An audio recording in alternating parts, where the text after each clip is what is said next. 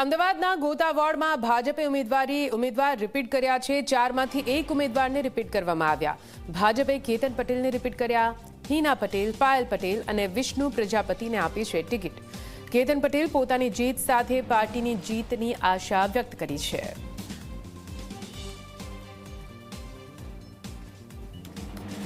ગોતા વોર્ડમાંથી ભાજપના ઉમેદવાર મારી સાથે જોડાયા છે। જે ભાજપના ઉમેદવારમાં એક ઉમેદવારને રિપીટ કરવામાં આવે છે, એ છે કેતન પટેલ।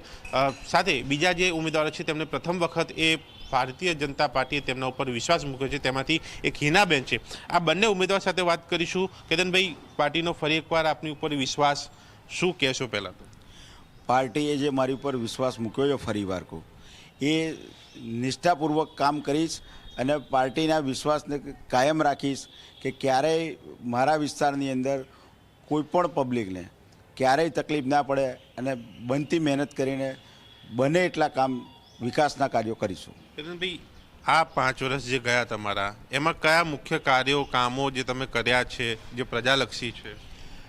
એક તો સ્ટોમ વોટર લાઇનના કામો કર્યા છે પ્રજાલક્ષી છે। પછી ચોમાસાની અંદર જે પાણી ભરાતા હતા એના માટે ડ્રેનેજ લાઇનમાં જે હતું તો એ ડ્રેનેજ લાઇનો બધી નવી નાખી દીધેલી છે અને જોડાણ કરી દીધેલા છે। રોડ રસ્તા આજે અમારા વિસ્તારમાં 38 કિલોમીટરનો વિસ્તાર છે અને વિકસિત વિસ્તાર છે, તો દરેક જગ્યાએ મેક્સિમમ રોડ આપણા ગોતા વોર્ડની અંદર બનાવ્યા છે અને 5 વર્ષની અંદર 11 કરોડના કામ આપણે કરેલા છે। હવે આગામી એ કામો શું રહેશે એ જીત બાદ?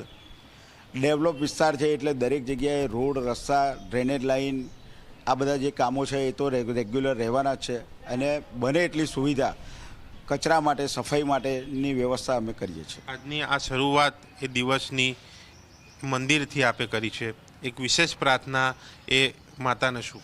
માતાજીને પ્રાર્થના કરી કે હું આ જ પ્રમાણે સેવા કરી શકું એવી શક્તિ આપે માતાજી। કેતનભાઈ, આપણે જ્યાં ઊભા છે એની પાસેનો જ એક બ્રિજ કે જે હમણાં તાજેતરમાં જ શરૂ કરવામાં આવ્યો, ક્યાંક લોકોમાં એ પણ ચર્ચા છે કે જે રૂટ ઉપર બનાવવાનો હતો એ બીજા રૂટ ઉપર, એટલે અલગ રોડ ઉપર બનાવી દીધો છે, જેના કારણે હજુ પણ ટ્રાફિકની સમસ્યા રહે છે। ના, એવું નથી। એકચ્યુઅલી આ જે ટ્રાફિક છે એ આ ટ્રાફિક ડાયવર્ટ કરવાનો જે રેગ્યુલર સવારે અહીંયા આગળ જે 4 રસ્તા હતી, આ જે સાંકડી ગલી પડતી હતી એની અંદર જે ટ્રાફિક થતો હતો એના કારણે ઓવરબ્રિજ બનાવ્યો છે।